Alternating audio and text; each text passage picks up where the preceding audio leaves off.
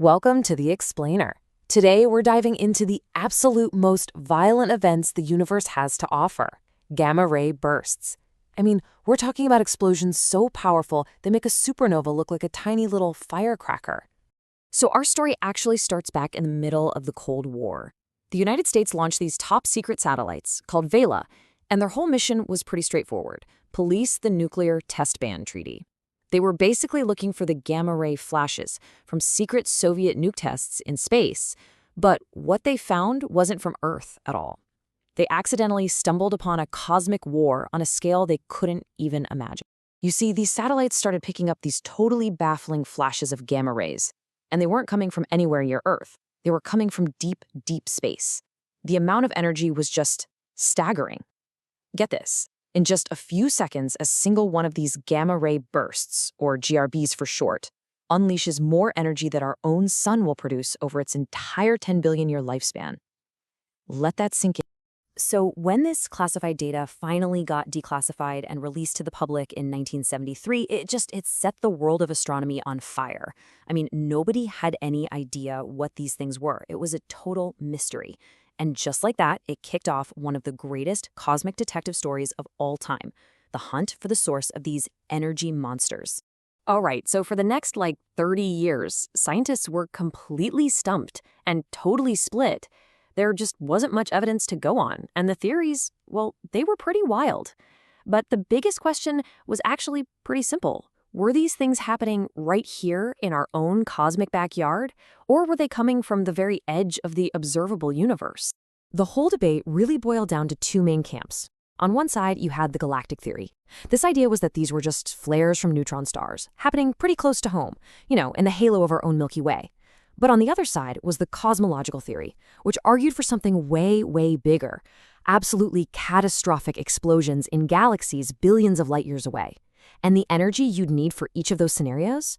Wildly different. Okay, so then the Compton Gamma Ray Observatory gave us our first huge clue. It had this instrument on it called BATSI, and it mapped thousands of these bursts. And the pattern was, it was really striking.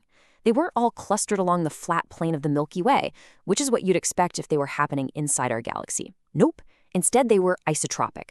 That's a fancy word for coming randomly from all directions.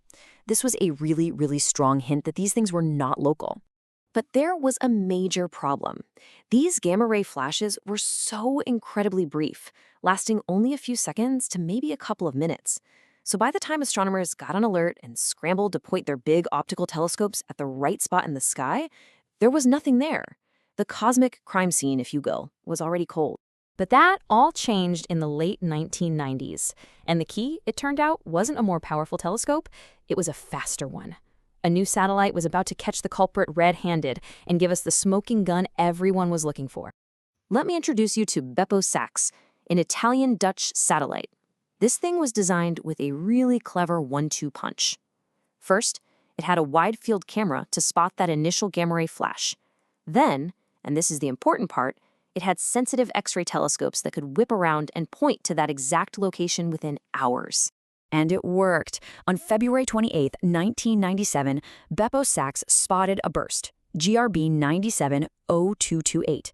It quickly aimed its X-ray camera at the spot, and for the first time ever, it saw a faint, fading glow right where the burst had happened. This afterglow, that was the key. It stuck around just long enough for the big telescopes on the ground to finally lock on and see what was there. So the really crucial piece of the puzzle came just a few months later with another burst. This time, astronomers analyzed the light from its afterglow, and they found what are called absorption lines. Think of it like a chemical fingerprint left behind by gas in a very distant galaxy. Now, because the universe is expanding, light from far-off objects gets stretched out to longer, redder wavelengths. By measuring this redshift, they could finally calculate the distance, and it was billions of light years away. Just like that, the great debate was over. GRBs were cosmological. Okay, so now that astronomers knew where these things were coming from, they could finally start to figure out what they were. What kind of cosmic cataclysm could possibly generate that much energy? Well, it turns out there isn't just one answer. There are two. When scientists started plotting out the data from hundreds of these bursts, a really clear pattern popped out. they seemed to fall into two very distinct groups. You had your short bursts, which lasted less than 2 seconds, and then you had your long bursts, lasting longer than that.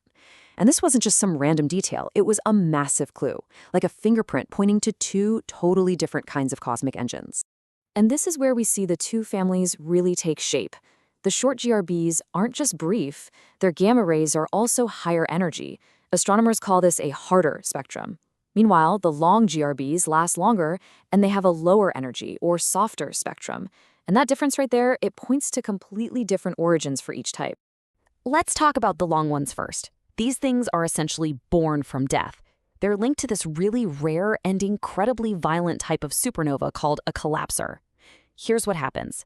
You take a truly massive star, we're talking at least 30 times the mass of our sun, and when it dies, its core collapses directly into a black hole.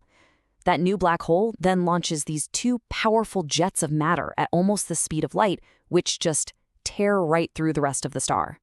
So what about the short ones? Well, their origin story is maybe even more extreme, the collision of two dead stars. And this was confirmed in spectacular fashion on August 17, 2017, in what was seriously one of the most incredible astronomical events we've ever seen. The LIGO and Virgo observatories, which detect gravitational waves, felt these tiny ripples in space-time coming from 130 million light-years away. Get this. Just 1.7 seconds after those gravitational waves hit, gamma-ray telescopes saw it. A short GRB, coming from the exact same patch of sky. It was the first time in history we had ever seen the same event in both light and gravity. I mean, telescopes all over the world spun around to watch the aftermath, this glowing explosion that we call a kilonova. That single event, GW 170817, was the final, undeniable proof. Short GRBs are born from the cataclysmic smash-up of two neutron stars. So we've gone from this huge mystery to actually understanding the physics behind these colossal explosions. But so what? Why does this matter? Well, it's because these incredible engines of destruction have also become one of our most powerful tools for exploring the entire cosmos. Because these things are so unbelievably bright, we can see them from much farther away than pretty much anything else. They're like cosmic lighthouses, shining from the edge of the universe. They let us peer back in time, all the way to the early universe, to distances way beyond what even supernova can show us. This gives us a kind of cosmic yardstick to measure how fast the universe was expanding in its earliest moments, which lets us test our most fundamental ideas about cosmology. Yeah, think of it like a cosmic flashbulb going off. A GRB explodes in the super distant universe, and its light has to travel through billions of light years of intergalactic space just to get to us. And by analyzing the spectrum of that light, seeing which colors get absorbed along the way, we can read the story of everything that light passed through. It gives us this perfect, pristine sample of the gas and the first heavy elements that existed in the universe's infancy. It's like getting a snapshot of the era when the very first stars and galaxies were just starting to form. So you go from an accidental discovery made by secret military satellites to a fundamental tool for understanding the entire history of the cosmos. The story of gamma-ray bursts is just a perfect example of how science works, and it's a great reminder, right, that sometimes the most profound secrets of the universe are found when you're looking for something else entirely.